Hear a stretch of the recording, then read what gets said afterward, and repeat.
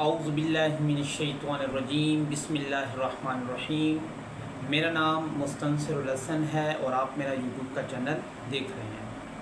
अच्छा बच्चों आप लोगों को मैंने डायरेक्ट इनडायरेक्ट का कुछ चीज़ें मैंने आपको बता दी थी कि टेंसेस की तब्दीली कहाँ होगी और किस तरह होगी, और कुछ ख़ास अल्फाज की तब्दीली थी वो कैसे होंगी, प्रोनाउन की तब्दीली कैसे होगी, ये तमाम चीज़ें मैं आप लोगों को बता चुका हूँ।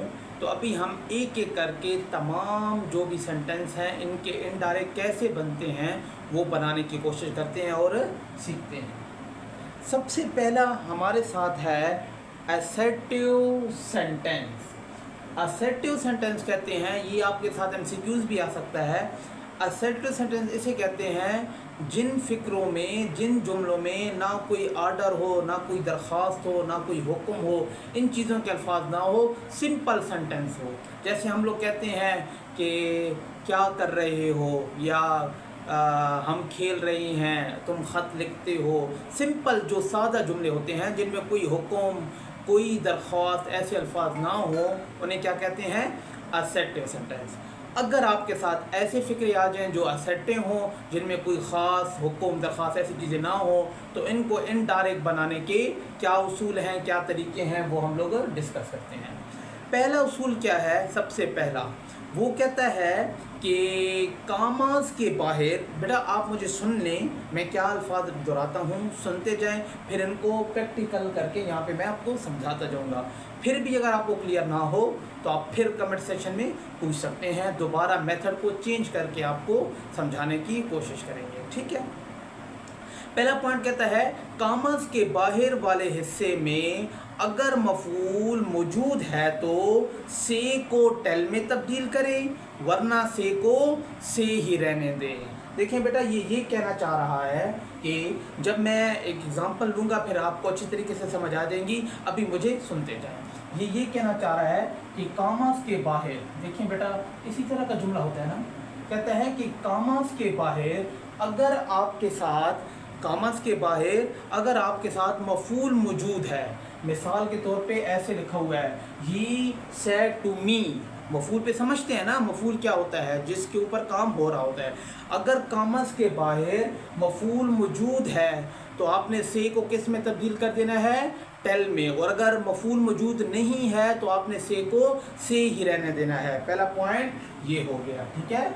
मफूल मौजूद है तो से को टेल में, ठीक है, से को टेल में, और अगर मौजूद नहीं है तो तब्दील नहीं करना, ठीक है। अगर हमारे साथ कामस के बाहर मफूल मौजूद है तो आपने जो से लिखा हुआ है ना उसको टेल में तब्दील कर देना है इनडायरेक्ट बनाते वक्त। और अगर आपके साथ मफूल मौजूद नहीं है तो से को से ही रहने देना है, ठीक है। और अगर से की जगह पे सैड लिखा हुआ है तो टेल की जगह पे आप क्या लिखेंगे? टोल्ड लिखेंगे, क्योंकि से की दूसरी फॉर्म सैड है, तो इसी तरह टेल की दूसरी फॉर्म टोल्ड है। इस चीज़ को भी समझें। ये पहला पॉइंट हो गया। पहले भी उधर भी बता चुके थे, अभी दोबारा बताते हैं। उधर ये नहीं बताया था कि से को किस कंडीशन में टेल में तब्दील करेंगे, अभी कंडीशन भी बता दी है। दूसरा पॉइंट कहता है कामस को किस से तब्दील करेंगे? दैट से। दूसरा पॉइंट क्या है? कामस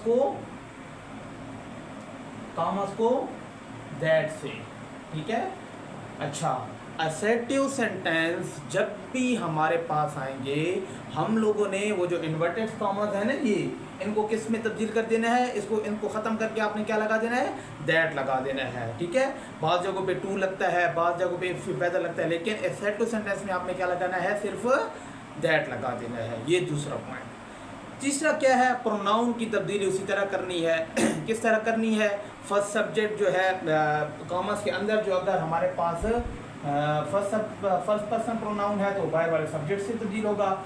सेकंड पर्सन प्रोनाउन है तो वो बाहर वाले ऑब्जेक्ट से तब्दील होगा। अगर नहीं है तो खुद से मी लगा लेंगे। और थर्ड पर्सन प्रोनाउन तब्दील नहीं होता। प्रोनाउन की तब्दीली इसी तरह करेंगे, ठीक हो गया। अच्छा, तीसरा स्टेप क्या कहता है? चौथा स्टेप, इसको समझते जाएं। अगर कामस के बाहर ज़माना हाल या मुस्तकबिल है तो कामा के अंदर ज़माना तब्दील ना करें, और अगर कामस के बाहर माजी है तो कामस के अंदर ज़माना तब्दील करें। बेटा इस पॉइंट को बार बार समझें, पहले भी मैं आपको बता चुका हूँ कि अगर आपके साथ कामस के बाहर यहाँ पे माजी की बात है, किसकी बात है, माजी की बात है, ही सेड टू मी ऐसे लिखा हुआ है, माजी की बात है, तो आपने जो कामस के अंदर जो टेंस होगा ना, टेंस इनडायरेक्ट बनाते वक्त आपने उस टेंस को तब्दील करना है। लेकिन अगर कामस के बाहर यहाँ पे से लिखा हुआ है या फ्यूचर की हालत है, प्रेजेंट की हालत है या फ्यूचर की हालत है, तो आपने वो जो इसे क्या कहते हैं, रिपोर्टेड स्पीच में जो फिक्रा लिखा हुआ है, इसको इनडायरेक्ट बनाते वक्त सेट टेंस की तब्दीली नहीं करनी। बाकी तब्दीलें तो होती रहेंगी लेकिन टेंस तब्दील नहीं होगा। बात तक पहुंच गए हैं, एक बार फिर सुन लें तवज्जो रख के। मैं ये कहना चाह रहा हूँ कि अगर हमारे पास कामा के बाहर, जिसे हम रिपोर्टिंग स्पीच कहते हैं, इसमें आपके साथ प्रेजेंट या फ्यूचर का फिक्रा हो, तो वहाँ पे यहाँ पे जो हमारे पास फिक्रा होगा उसको इनडायरेक्ट बनाते वक्त टेंस की तब्दीली नहीं की जाएगी। और अगर माजी में होगा, पास्ट में होगा ये वाला सेंटेंस, तो यहाँ पे तब्दीली की जाएगी। उम्मीद है बात आपके पल्ले पड़ रही होगी। तो ये 4 पॉइंट है, इन 4 पॉइंट्स को मद्देनज़र रखते हुए हम लोगों ने काम करना है। अभी हम एक एग्जांपल लेते हैं और उम्मीद है आप इसको सॉल्व कर लेंगे कि किस तरह इसको हमने करना है। ही से, ठीक है, आगे क्या लिखा हुआ है कि आई टीच यू इंग्लिश। ही से आई teach you English, I teach you English. अच्छा बेटा, ये मेरे पास क्या है, डायरेक्ट फिक्रा है, और किस टेंस का है, प्रेजेंट टेंस का है। ठीक है, अभी इस सिंपल फिक्रे को हम लोग, यही जो 4 पॉइंट हम लोगों ने यहाँ पे सीखे हैं, इन्हीं को फॉलो करते हुए इसका इनडायरेक्ट बनाते हैं। ये देखें असर्टिव सेंटेंस है ना, तो जब भी आपके साथ असर्टिव सेंटेंस आएगा, आपने इन्हीं पॉइंट को ध्यान में रखते हुए मामले को हल कर देना है। अगर वो ख़ास तब्दीलियाँ आई हुई हैं, नाउ और ये टुमारो, ये चीज़ें आई हैं, तो उनको तब्दील करते रहेंगे, अदरवाइज इनको ऐसे ही रखना है जैसे मैं भी इसको सॉल्व करता हूँ। इसको मतलब सॉरी, मैं सॉल्व बार बार कह रहा हूँ कि कोई रियाजी का क्वेश्चन तो नहीं है, लेकिन इसको क्या कहते हैं, इनडायरेक्ट बनाते हैं। ठीक है, अच्छा ये ही से लिखा हुआ है ना, अभी देखें यहाँ पे ही से टू मी लिखा होता, यहाँ पे ऑब्जेक्ट मौजूद होता, तो से को किस में कन्वर्ट कर देते, टेल में कन्वर्ट कर देते, लेकिन ऑब्जेक्ट तो मौजूद नहीं है। जब ऑब्जेक्ट मौजूद नहीं है तो आपने क्या है, से को से ही रहने देना है, यही बात ही बताई थी ना। तो ही से, अभी ये कामस ख़त्म होंगे, जब कामस ख़त्म होंगे तो क्या बताया था कि असर्टिव सेंटेंस में जब कामस को हटाया जाता है तो क्या लगाते हैं, दैट। तो ही से दैट, हाँ अब ये प्रोनाउन है ना, आई प्रोनाउन है ना, तो क्या कहा था कि आई जो है फर्स्ट पर्सन प्रोनाउन बायर वाले के से, सब्जेक्ट से, तो ये आई जो है बायर वाले सब्जेक्ट क्या लिखा हुआ है, ही लिखा हुआ है, तो ही से दैट ही।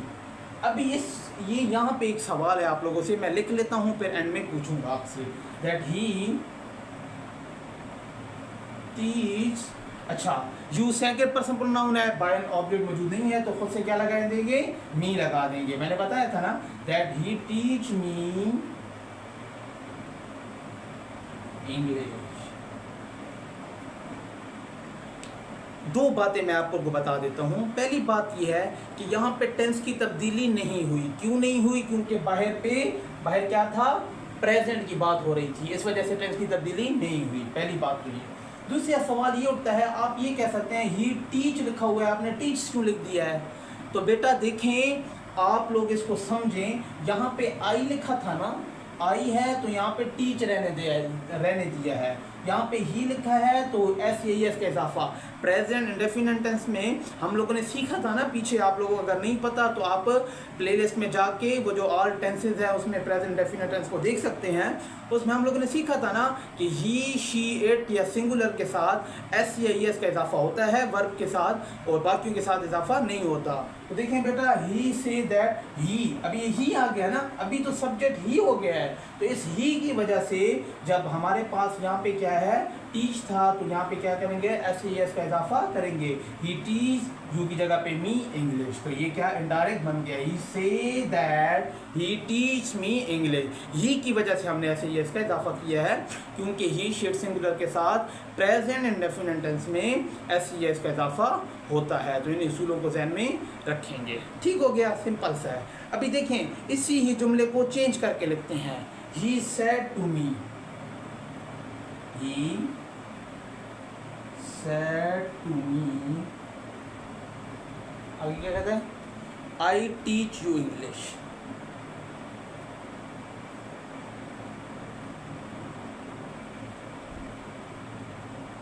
देखें बेटा, थोड़े से फर्क से आप इनडायरेक्ट को देखें कितना फर्क आ रहा है, समझें इन चीज़ों को। अगर नहीं क्लियर होता तो आप पूछते रहें।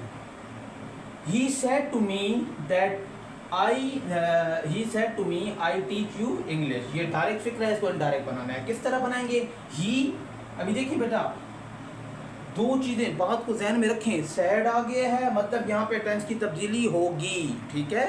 दूसरी बात यह है, सैड जब आया है तो ही सेड टू मी, यहाँ पे मफूल भी आ गया है ना, तो क्या कहा था, जब मफूल आ जाए तो से को टेल में, लेकिन ये सैड आया है तो सैड को किस में, टोल्ड में तब्दील करेंगे, ही टोल्ड मी, ठीक है, टू नहीं आता टोल्ड के साथ, ठीक है। तो ही टोल्ड मी, आगे क्या आएगा, कामा हटाएंगे, क्या लगाएंगे, दैट आ जाएगा। ही टोल्ड मी दैट, आई किस में कन्वर्ट होगा, बाहर वाले के सब्जेक्ट के साथ, दैट ही। अभी देखें, ये टीच लिखा हुआ है, तो आप सुने, पिछली वीडियो की तरफ चले जाएं। मैंने क्या कहा था कि वर्ब की पहली फॉर्म, टेंस की तो तब्दीली होगी ना अभी, क्योंकि वहाँ पे माजी वाला फिक्र आ गया है, सैड आ गया है, पास का सेंटेंस आ गया है कॉमर्स के बाहर ना, तो वहाँ पे हमने कहा था कि जब कॉमर्स के बाहर हमारे पास टेंस की तब्दील, कॉमर्स के बाहर हमारे पास जब पास का फिक्र आएगा तो वहाँ का ये कॉमर्स के अंदर जो है हमारे पास टेंस की तब्दीली होगी, ये बात तो हमने कही थी। अभी देखिए, टीच, मैंने क्या कहा था, वर्ब की पहली फॉर्म को वर्ब की दूसरी फॉर्म, अगर नहीं आ तो दोबारा टेबल को देख सकते हैं, वर्ब की पहली फॉर्म को वर्ब की दूसरी फॉर्म में। तो टीच की दूसरी फॉर्म क्या है, टॉप, ठीक है। तो यू की जगह पे क्या लगेगा, मी ही लगेगा, उम्मीद है आपको भी समझ आई होगी। क्या किया मैंने, he told me that he taught me English, he told me that he taught me English. तो उम्मीद है आपको भी समझ आई होगी ये किस तरह हम लोगों ने कन्वर्ट किया। देखिए वही फिक्रा है, सिर्फ क्या है, सेड टू मी लग गया तो फ़र्क देख लें और यहाँ पे फ़र्क देख लें। उम्मीद है आपको इस वीडियो की समझ आई होगी। अगर नहीं समझ आई तो दोबारा आप लोगों को समझा सकते हैं। पहली बात क्या है, सेट ऑफ सेंटेंस रिवाइज करते हैं और इस लेक्चर को वाइंड अप करते हैं। पहला हम लोगों ने क्या सीखा है, अगर हमारे साथ कॉमास के बाहर मफूल मौजूद है, ऑब्जेक्ट मौजूद है, तो जो से लिखा हुआ है या सैड लिखा हुआ है, से को टेल में, सैड को टोल्ड में तब्दील करेंगे। अगर नहीं है तो इनको ऐसे ही रहने देना है इनडायरेक्ट में तब्दील करते वक्त। पहली बात सीख ली। दूसरा ये है, अगर ये इन्वर्टेड कॉमास को हम लोगों ने दैट से कन्वर्ट करना है असर्टिव सेंटेंस में, ये दूसरी बात हो गई। तीसरी बात ये है कि प्रोनाउन की तब्दीली जैसे की जाती है वो आपको बेहतर पता है किस तरह, फर्स्ट पर्सन प्रोनाउन बाय वाले सब्जेक्ट से, सेकंड पर्सन प्रोनाउन बाय वाले ऑब्जेक्ट से, और थर्ड पर्सन प्रोनाउन तब्दील नहीं होता, ठीक है। और आखिरी तब्दीली क्या थी, चौथी तब्दीली ये थी कि कॉमास के बाहर हमारे साथ अगर प्रेजेंट या फ्यूचर का जुमला है तो कॉमास के अंदर टेंस की तब्दीली नहीं होगी, लेकिन अगर पास या माजी का जुमला है तो टेंस की तब्दीली होगी। इन उसूलों को ध्यान में रखते हुए असर्टिव सेंटेंस कहीं पे भी मिले आप लोग इनको फॉलो करें और इनडायरेक्ट में कन्वर्ट कर दें। उम्मीद है इंशाल्लाह गलती नहीं होगी। अगर फिर भी कोई मसला होता है तो आप पूछ सकते हैं। अगर आपको ये मेरी वीडियो पसंद आई है तो मेरे चैनल को सब्सक्राइब करें, लाइक करें, दोस्तों के साथ शेयर करें और मुझे दुआओं में याद रखिएगा। अल्लाह पाक आप तमाम लोगों को खुश रखे। अल्लाह हाफ़िज़।